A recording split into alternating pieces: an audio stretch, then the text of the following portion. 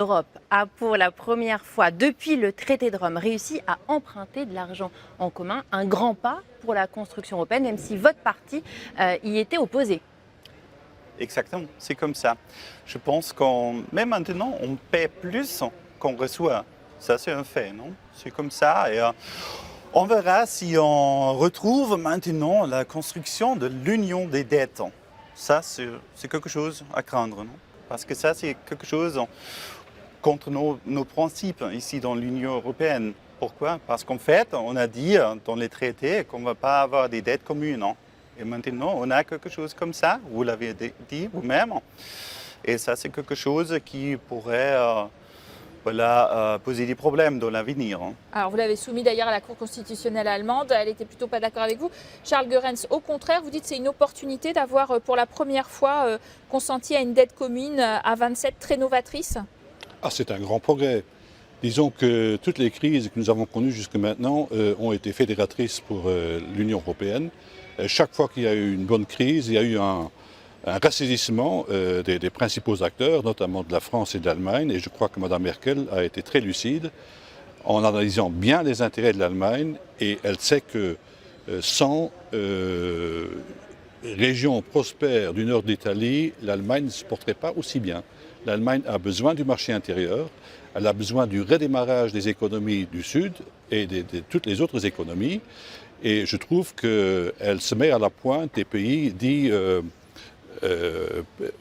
payeurs nets au budget de l'Union européenne, qui a bien compris que les intérêts vont bien au-delà du simple calcul versement dans le budget européen et ce qu'on peut en retirer. Cette relance de solidarité, elle est essentielle pour faire redémarrer la machine alors que les autres ne s'enlisent pas dans la crise. Au contraire, la Chine est repartie avec 18% de croissance au premier trimestre de cette année. Les États-Unis escomptent une croissance économique de 6,4%. Pour l'Europe, c'est 4,4%. Donc il n'y a aucune raison pour ne pas agir. Et je crois que l'Union européenne a bien fait de décider ce plan de relance.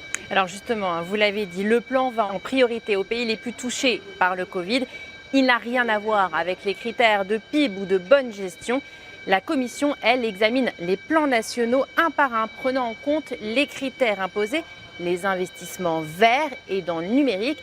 Est-ce que ce contrôle de la Commission et ces critères d'investissement vous conviennent? Non, pas du tout, bien sûr. Je sais bien qu'on a une tradition différente entre la France et l'Allemagne et qu'on parle de dirigisme et de l'interventionnisme de l'État, par exemple. Mais pour moi, bien sûr, on a déjà parlé de ça, c'est trop. Je pense que c'est trop de dirigisme, par exemple, avec le Green Deal, de mettre toutes ces choses ensemble, toutes ces nécessités ensemble et d'intégrer cette Green Deal, par exemple, dans les mesures.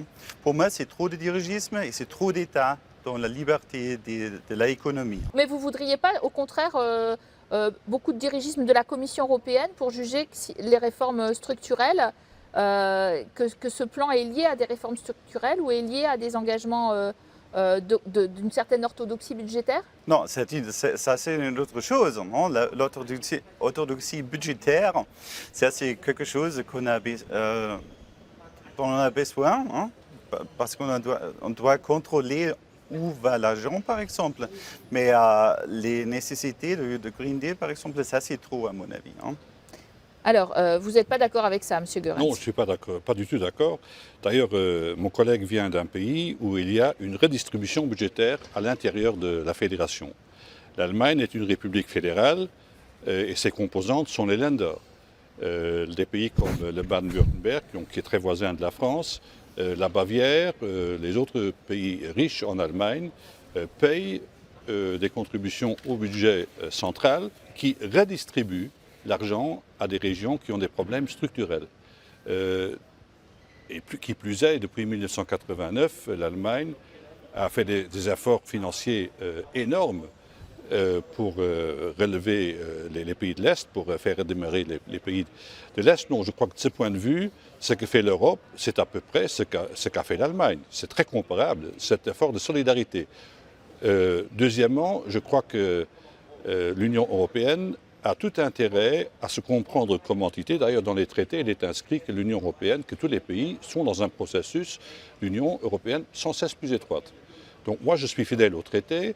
D'abord parce que ça conserve notre sécurité, c'est rassurant pour tous les citoyens qui sont en quête de stabilité.